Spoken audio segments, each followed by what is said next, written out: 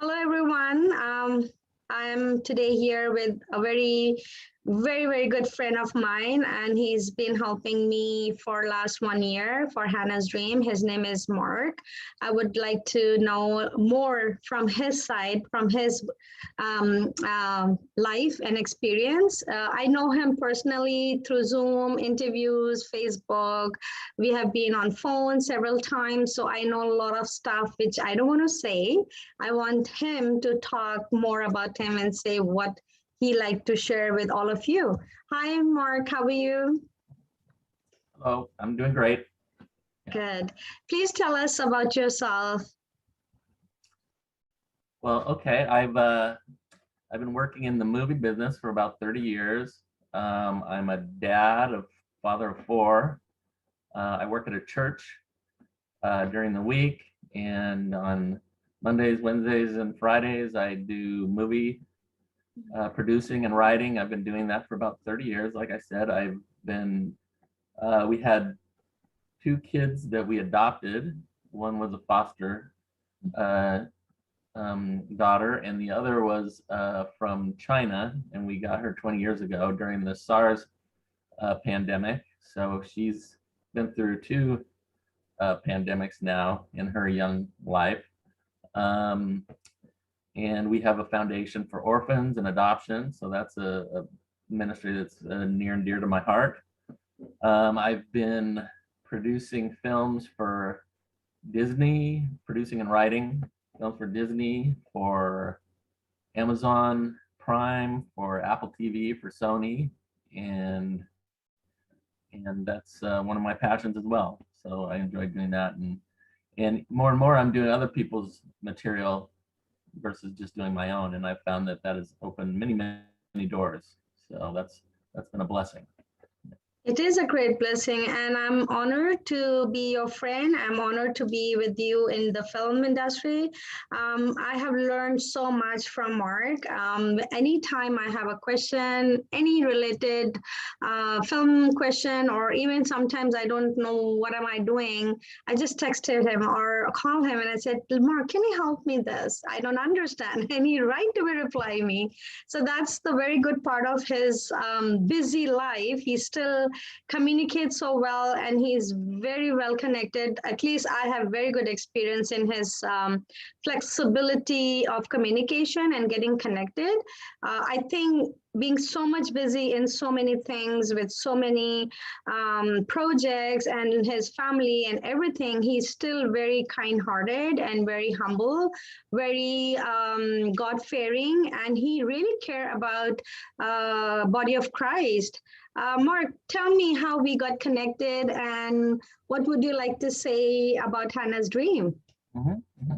Well, as Hannah said, we met maybe a year ago and we had a mutual friend introduce us, and I looked at the project and read it, and the script was very good and very well written, and very poignant and timely from the perspective of the persecution of the Christian church. And I thought, this would be a great movie, and it has won many awards. It's won 16 awards, I guess, since we've been speaking. So that's been confirmed and reaffirmed, and so we're trying to put the pieces together to maybe find a way to produce this with all our connections and contacts together. I think the timing has never been better. That ever since the beginning of since there was a church, the church has been persecuted, and more so even in the last decades. And I believe that, as Christians, we have to push back against that, or if we don't, who will? And if we don't, it will be right at our doorsteps. And Hannah is living proof of that. She's experienced that firsthand and wants to not sit idly by, but make a difference. And so I was drawn to her courage, her tenacity, her tender heart, and her resilience and resolve to make this happen. And she has a great vision for it. Thank you so much for being part of Hannah's dream.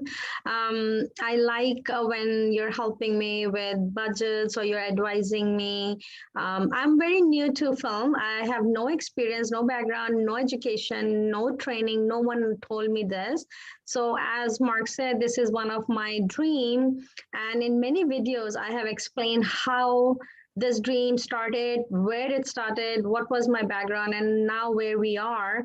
So it's a really God thing. I would say nothing about me, nothing about my talent or skills. Yes, God used your talent and skills, and God wants you to fruitful for His people, for His kingdom. I was obedient to do, and I said, "Yes, Lord, I'm here. What do you want me to do?" But when you say yes, God send you good people like Mark and many other has joined. We are now 9 of the team member. Mark is also one of them, and he's on our active team, which is very good. Mark, what would you say to the body of Christ or the church? Why it is important? Why we need to stand with persecution with body of Christ? What is the need? Why, what is missing? Well, again, if we do nothing, then the darkness will encroach upon us, and we just will allow it to happen, and we'll just shake our heads and say, why did that happen? But we have a voice. We have many voices. If you light a match in a dark place, it illuminates the whole room. And so we can definitely use our voices. We can use a vision. We can make a difference by just raising awareness and raising awareness of the problem, that it's not just in remote parts of the world. It's coming to you, and we have to be the ones to be God's hands and feet to make a difference and to keep that from happening. Correct. In Hannah's dream, we have tried to highlight Pakistani Christians' persecution, which is my dream, one of my dream. That is the actual story. At the same time, we have shown the difference, culture difference. Like I'm in Canada, and with my daughter, she had never ever had experience with any persecution or even difficulty, I would say. She's on the bed of roses and she has 2 drivers and she has everything from government and family. She does not understand the problem at all. And this problem is not only my daughter or mine, it is a culture here. And even in USA or any other part of this world, they are over and extra benefit for everything. So it is important that we leave our legacy, we leave our brought up. So I'm sharing my story, my past. So it's a back and forth communication, like a flashback kind of a story. But what do you say? Why it is important we need to tell this story to the audience, or why it is important that we leave the legacy behind? Well, I would say that the power of motion pictures and movies are very powerful as a medium, and you can tell people about things that are happening across the world, and they may receive it, or you could even preach it from a pulpit or a newsletter, or however you get that message out. But the medium of motion pictures is very emotional, and if you touch people's emotions, they'll remember it longer, and it will become a part of them. And I think that's valuable to, if it's done well. If it's done poorly, then the movie gets in the way of the message. But if it's done well, the message will resonate and will live on, and it can be a legacy and well beyond the time spent on just the film. That's right. You want to say something to the audience? Any message as from your church or from your family side? Anything on your heart for the persecuted church?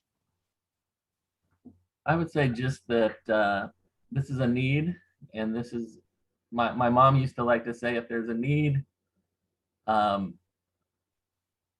don't wait for God to call you. You're called immediately. So as believers, we're called to the things that break the heart of Christ. So we we need to be available and ready for whatever God has for us. And so this is important and worth doing. So absolutely. Good. Yeah, I understand. And I would request all of you, if you have any talent God has gifted you, if you have any skills God has gifted you, and you're in the any corner of the world where you can think you can be contributing anything. It could be your one message, sharing website, leaving a comment, or even more than that, if God has blessed you with finances, if God has given you sources, resources, connections, contact, anything you have, and you think it is important that persecuted church should be highlighted and reach till the end of the earth, we are making Hannah's Dream as a feature film. And in that feature film, we need a lot of support. I need a prayer team. I'm looking for prayer warriors who can contribute their time, even praying about this. We need backup support with the prayers, because this is a dark area, which it is dark. It's very dark area, which I have started, and many threats, many attacks recently in this 1 year on our team has happened too. So devil don't want us to move and work in that area. Devil doesn't like that nobody talk about persecution, because he wants to control our lives and our bodies and our mind, and we get confused and we get busy and we are lost. So that's not what we want in the story as well. We want you to be encouraged. We want you to feel that God is there, even if you're going through any kind of persecution. So thank you so much, Mark. I really appreciate your time, and thank you for all your support. Thank you so much for guiding, leading, directing, connecting, and praying even. Thank you so much for everything. God bless you for your ministry. God bless you too. Thank you. Bye.